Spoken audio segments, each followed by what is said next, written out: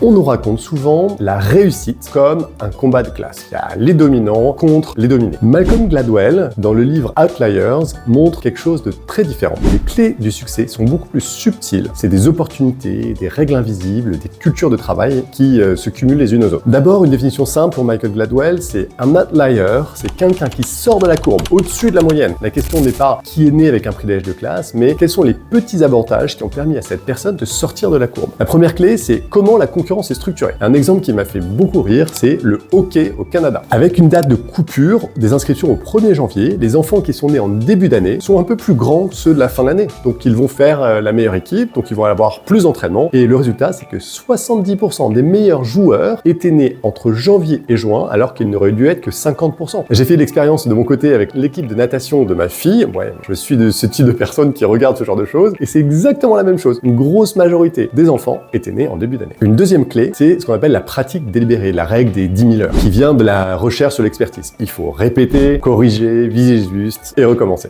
Mais la science, elle nuance un peu. Ce n'est pas une horloge magique, c'est aussi la qualité de l'entraînement qui compte, autant que la quantité. La troisième clé, c'est l'opportunité, la chance d'une certaine manière. Bill Gates, il n'était pas juste génial. Son lycée a acheté un terminal informatique en 1968. C'était rarissime. Donc ce hasard lui a donné des centaines d'heures de pratique d'informatique avant tout le monde. Une quatrième clé, c'est aussi la culture de l'effort. Dans les écoles KIPP, c'est un sujet très intéressant, et KIPP, K-I-P-P, il y a des journées plus longues et un suivi très serré. Ils ont réussi à faire grimper des cohortes d'élèves défavorisés largement au-dessus de ce qui était attendu d'eux. Ils se sont notamment rendus compte qu'en offrant un petit déjeuner aux élèves qui arrivaient le ventre vide, ils étaient beaucoup plus concentrés, ils avaient donc de bien meilleurs résultats. Pourquoi on a toute cette discussion en réalité? Parce que si l'on réduit la réussite à une guerre sociale, on rate des leviers concrets, comme changer des règles absurdes, les dates de sélection par exemple, multiplier les opportunités. Aujourd'hui, on leur donnerait aux enfants l'accès à l'IA, on construit des cultures qui favorisent l'effort et la responsabilité. Aujourd'hui, la morale de tout ça, c'est que la réussite, c'est pas une prédestination, c'est pas purement social, c'est cumulatif, c'est organisé, et donc on peut agir dessus. Donc voilà, si vous voulez qu'on creuse ces leviers comme l'école, le sport, le business, dites-le moi et j'essaierai de faire d'autres vidéos là-dessus pour